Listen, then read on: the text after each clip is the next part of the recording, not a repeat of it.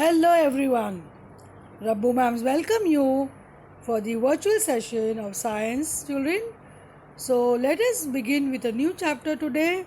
We are going to have a new chapter, chapter 11, transportation in animals and plants, part 1. And I hope you all are maintaining your notebook. You have to fill in the index, put the title and today's date of the session, and you are going to start writing the new topic. You are going to put the title on the new page and you are going to start writing the important points which we are going to discuss in this session for this chapter. So let us begin with part 1 of the chapter 11.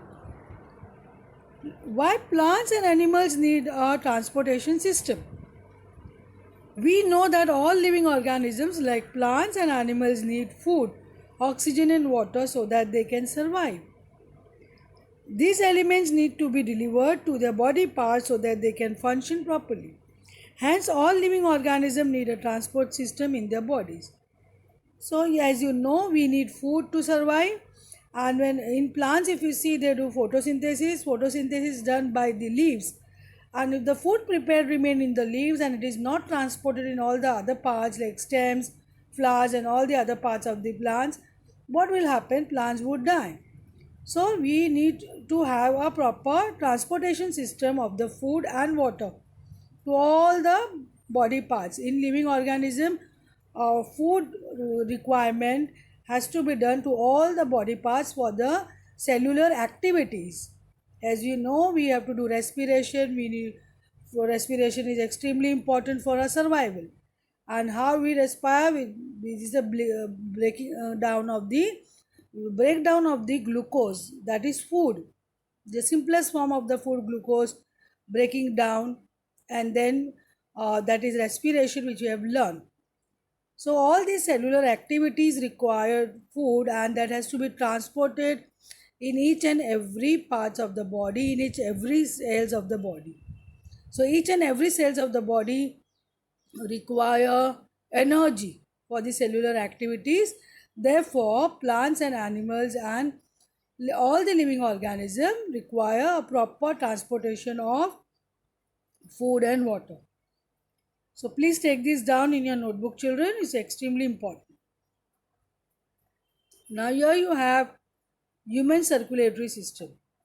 You can see just had a need to have a look at this, and you just need to see this image of human circulatory system, how it looks.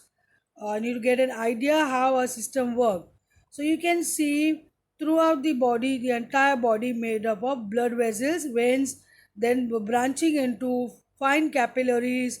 Every capillaries, every vessel, blood vessels, it has blood and it has cells which require glucose. So the blood get transported in every parts of the body through which the glucose, that is food, that is the simplest form of the food, is transported for the various cellular activities. So here you can see a human body where you can see veins, you can see artery, and you can see heart. So heart is a pumping station of the blood, and the blood should reach to each and every part of the body which carries oxygen, which carries glucose. So you have to whatever food you eat is absorbed, it is assimilated in the entire body. That's why survival is possible. So just have a look on this human circulatory system, children.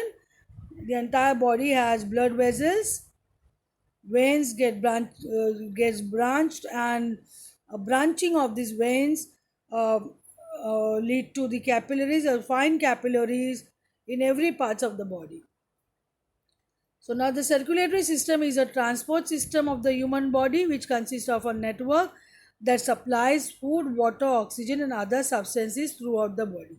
As I have discussed, this network has been supplying the body requirement of food, water, oxygen, which is extremely important throughout the body. And the main parts of the circulatory system are, you have blood, blood vessels and heart. Please take this down, children. These are the main parts of the circulatory system. I hope you are writing this in your notebook. Please maintain notebook as you have done in term 1. Now you will see what is blood. You need to clarify some terms. related to this human circulatory system, that is blood. First of all, you will see blood is a red color fluid that flows in our body through the blood vessels. Please take this down in your notebook. As you know, blood is red in color due to the presence of hemoglobin. Hemoglobin has iron content, and because of that iron content, that imparts red color to the blood. Please take this down.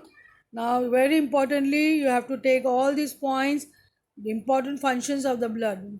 Blood has all very important vital role to play for the survival, and you have to take this down in your notebook. First function, we will see the blood act as the medium of transportation of essential substances throughout our body, such as oxygen and nutrients. So the very important function is to supply oxygen and nutrients to all the parts of the body, because blood flows in every parts of the body. Second point, blood carries oxygen from the lungs and transport it to different cells of the body. This is again a very important function. Oxygen is required for the survival of each and every cells of the body. You know, we are made up of cells, and each and every cells requires oxygen. So how it is done? So blood carries oxygen from the lungs. We breathe in oxygen which goes in the lungs, and from the lungs it goes to all the various part of the body due to blood. Third point, blood also carries waste material to the kidneys, which then filters the blood. Now kidney is a filter in our body. It helps to get rid of the unwanted waste. Urine formation is actually because of unwanted waste given out by the kidney, because it is a filter in a body. So how it is done? The blood or carry waste material to the kidneys, and which then filter the blood.